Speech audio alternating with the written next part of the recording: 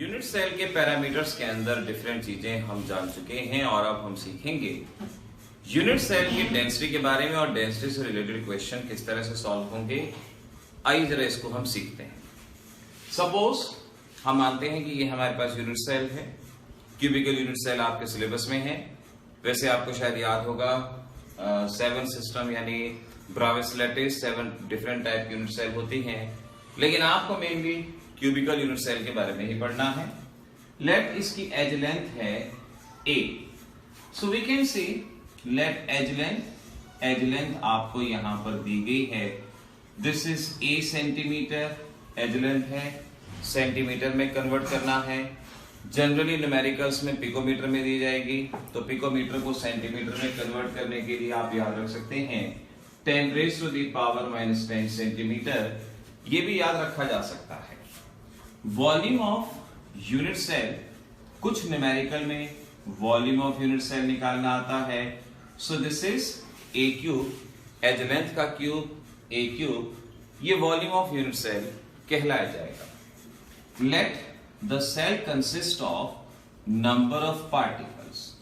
Cell में जितने भी नंबर ऑफ पार्टिकल होते हैं उन्हें z से रिप्रेजेंट करते हैं। इनका एक और नाम बताया था आपको, रैंक भी कहा जाता है। नंबर ऑफ पार्टिकल z, और z शायद आपको याद होगा कि अगर सिंपल यूनिट सेल है तो वहां पर z की वैल्यू 1 होती है, बॉडी सेंटर के लिए 2 होती है, फेस सेंटर के लिए 4 होती है, एटसेट्रा। ये प्रीवियस लेक्चर्स में हम बता चुके हैं। नाउ लेट हम कहते हैं ग्राम एटॉमिक मास। जो भी एटम यहां प्रेजेंट है उसका ग्राम एटॉमिक मास है a ग्राम, ये मान लेते हैं। एवोगैड्रो नंबर आप जानते हैं कि एवोगैड्रो नंबर को हम Na से रिप्रेजेंट करते हैं। तो मास ऑफ 1 एटम क्या होगा? एक एटम का मास निकालना है तो याद रखिए ग्राम atomic mass divided bye Avogadro number, या इस तरीके से आप इसको लिख सकते हैं। तो अगर आपको ग्राम एटॉमिक मास दिया गया, एक एटम का वजन निकालना है, तो एवोगैड्रो नंबर का वजन होता है इतना, एकक होता है कितना, एक एटम का वजन निकाल सकते हैं। Weight of total unit cell, अब total weight of unit cell हमें जानना है। Total weight of unit cell हमें जानना है कि यूनिट सेल का टोटल वेट कितना होगा। तो कैसे निकालेंगे? नंबर ऑफ एटम कितने हैं वहां पर और वेट ऑफ 1 एटम क्या है। अगर मालूम पड़ जाए टोटल नंबर ऑफ एटम कितने हैं यानी Z क्या है और एक एटम का वेट क्या है, तो टोटल वेट क्या हो जाएगा? Z into A upon Na0 या एवोगैड्रो नंबर, ये कहा जा सकता है। और डेंसिटी किसके बराबर होती है? डेंसिटी होती है mass upon volume, weight upon volume भी आप इसको केमिस्ट्री में कह सकते हैं। और वेट हमने कितना लिया? टोटल वेट कितना है, वॉल्यूम ये है, तो डेंसिटी हमारे पास बनेगी टोटल वेट यानी Z into A divided by Na, volume, volume हो गया A क्यूब। इस तरह से हम डेंसिटी फाइंड आउट कर सकते हैं।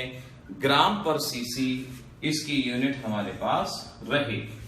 तो किसी भी यूनिट सेल में अगर डेंसिटी आपको सॉल्व करनी है, डेंसिटी आपको फाइंड आउट करनी है, इस तरह से आप डेंसिटी वहां पे बता सकते हैं, डेंसिटी को कैलकुलेट किया जा सकता है। तो अगर हमने डेंसिटी के फार्मूले को यहां अलग से लिख देता हूं, density is equal to Z into gram atomic mass divided by A cube, Avogadro number, ये हमने लिख दिया। और हमारे पास डेंसिटी की यूनिट क्या आएगी?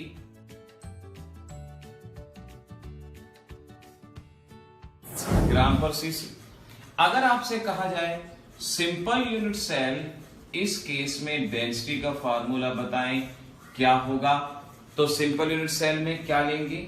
Z की वैल्यू 1, तो हमारे पास जवाब आएगा 1 into gram atomic mass A cube, Avogadro number.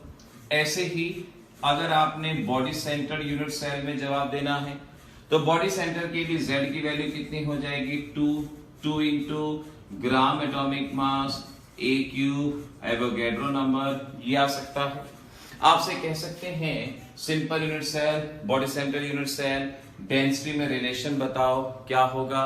तो आप रिलेशन बता सकते हैं, डिवाइड दिस बाय दिस, तो जो भी रिलेशन आएगा वो आप वहां पे बता सकते हैं। ऐसे ही face centred cubic cell, Z की value you can understand 4 gram atomic mass, A cube etcetera, ये बता सकते हैं। अगर आप बोर्ड लेवल एग्जाम की तैयारी कर रहे हैं तो डेंसिटी में से डायरेक्ट न्यूमेरिकल आएगा, फर्स्ट फार्मूले का यूज करेंगे।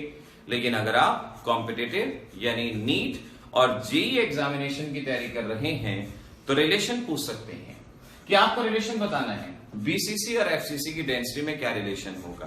कैसे निकालेंगे? डिवाइड कर दो, डिवाइड करने के बाद जो भी रिलेशन आएगा वो आप वहां पे बता सकते हैं कि इसकी डेंसिटी उसकी विद रेस्पेक्ट कितना होगी एटसेट्रा, ये बताया जा सकता है।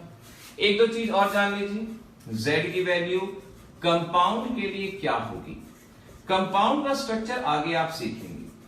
अगर NaCl और ZnS लाइक स्ट्रक्चर है तो Z की वैल्यू 4 होती है, सीजियम क्लोराइड लाइक स्ट्रक्चर है तो Z की वैल्यू 1 होती है।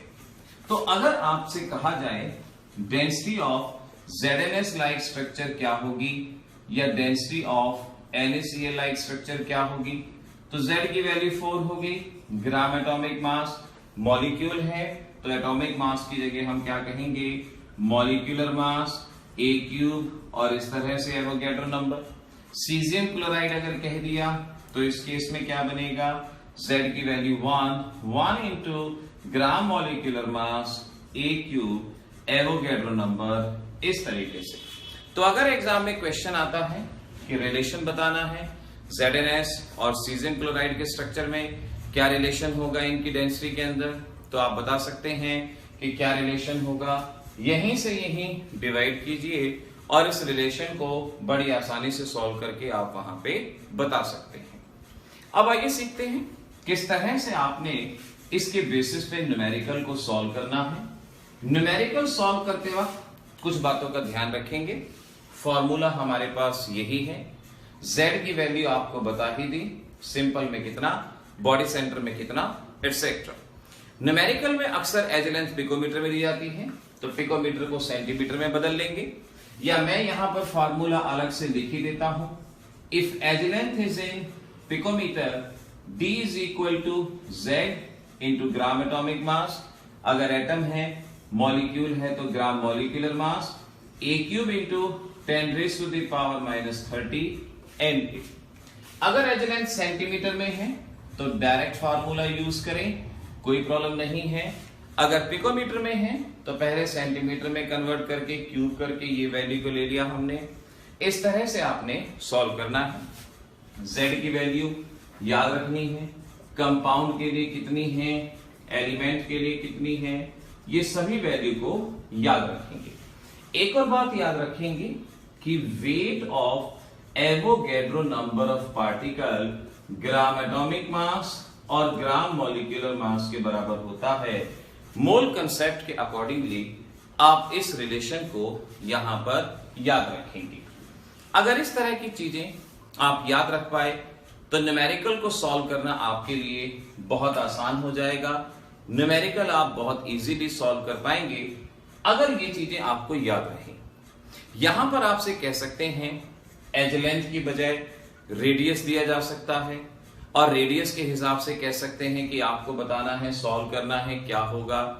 तो रेडियस से आप एज लेंथ निकालेंगे, एज लेंथ की वैल्यू को यहां पुट करेंगे और फिर आप डेंसिटी को यहां पर सॉल्व करेंगे।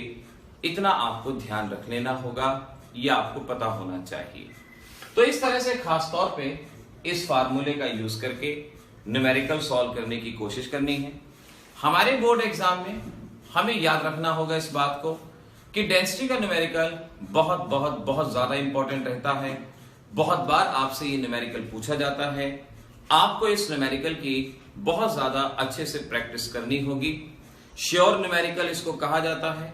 कॉम्पिटिटिव एग्जामिनेशन हो, जेईई एग्जामिनेशन हो, हर तरह के एग्जामिनेशन में इस तरह का न्यूमेरिकल आपसे पूछा जाता है। तो इस तरह के न्यूमेरिकल की तैयारी करते वक्त आपने यूनिट्स का खास तौर पे ध्यान रखना है। डेंसिटी की यूनिट आएगी ग्राम पर सीसी, एज लेंथ सेंटीमीटर में आपको कंसीडर करना है, और Z की वैल्यू ये आपको बताएगी। नेक्स्ट वीडियो में इसके बेसिस पे न्यूमेरिकल सॉल्व करना सीखेंगे कि कैसे हम डिफरेंट टाइप के न्यूमेरिकल सॉल्व कर सकते हैं।